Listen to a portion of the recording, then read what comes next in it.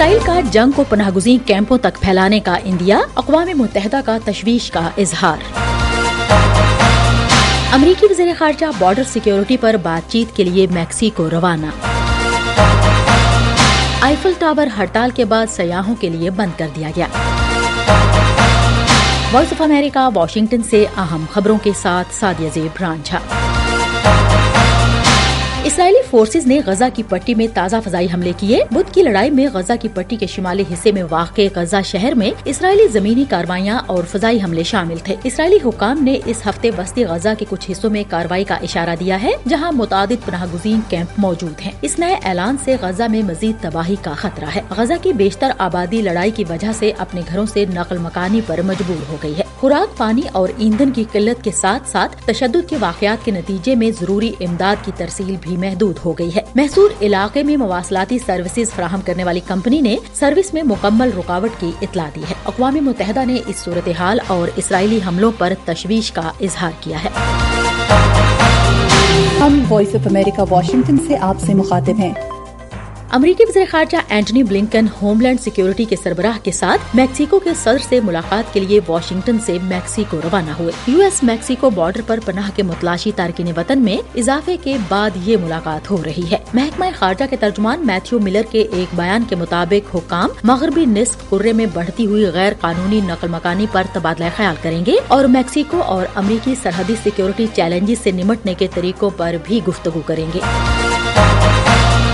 چین کے تائیوان امور کے دفتر نے امریکہ پر زور دیا ہے کہ وہ تائیوان کے علاقائی انتخابات میں مداخلت بند کرے اور تائیوان کے معاملے پر چین کے ساتھ اپنے سیاسی وعدوں کی پابندی کرے۔ صدر جو بائیڈن نے گزشتہ ہفتے امریکی دفاعی پالیسی بل پر دستخط کیے جس میں سالانہ فوجی اخراجات اور یوکرین کے لیے امداد اور ہند بحر الکاہل میں چین کے خلاف پش بیک جیسی پالیسیوں میں ریکارڈ $886 بلین کی منظوری دی۔ بیجنگ میں ایک باقاعدہ نیوز بریفنگ سے خطاب کرتے ہوئے چین کے تائیوان امور کے دفتر کے ترجمان نے بھی تائیوان کے کاروباری اداروں کا ایک ہفتہ قبل چین میں آنے والے زلزلے کے بعد 40 ملین یوان سے زیادہ کے عطیات دینے پر شکریہ ادا کیا۔ اس زلزلے میں کم از کم 149 افراد ہلاک ہوئے تھے۔ ہم وائس آف امریکہ واشنگٹن سے آپ سے مخاطب ہیں۔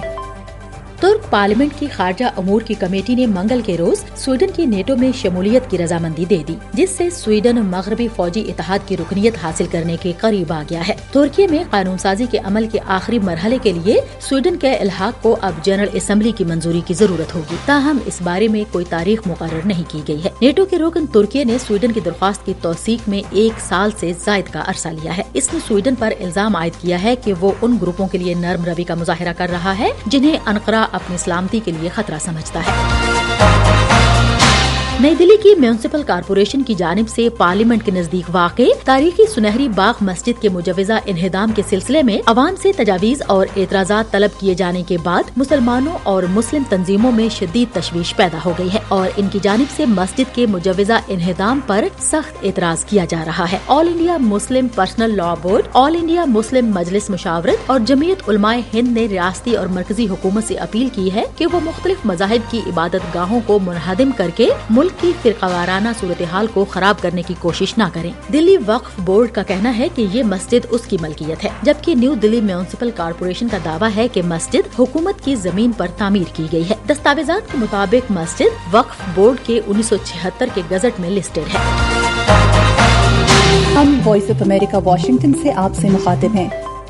اور دنیا کے اہم سیاحتی مقامات میں سے ایک آئیفل ٹاور کو عملے کی ہڑتال کے بعد بدھ کے روز بند کر دیا گیا۔ سخت بائیں بازو کی CGT یونین نے ایک بیان میں کہا کہ ٹاور بنانے والے انجینئر گوستاو آئیفل کی موت کی 100ویں برسی پر ہڑتال کا مقصد موجودہ طریقے سے اس کا انتظام چلانے کے خلاف احتجاج کرنا تھا۔ ان کا کہنا تھا کہ ٹاور کا آپریٹنگ سسٹم تباہی کی جانب جا رہا ہے۔ یونین کے نمائندوں نے فوری طور پر رد عمل کی درخواست کا جواب نہیں دیا۔ یہ بھی واضح نہیں ہے کہ یہ ہڑتال کب تک جاری رہے گی۔ اس کے ساتھ ہی اہم خبروں کا یہ بلٹن اب ختم ہوتا ہے۔ سعدیہ زیب رانجھا اور ایڈیٹر بہجت جیلانی کو اجازت دیجیے۔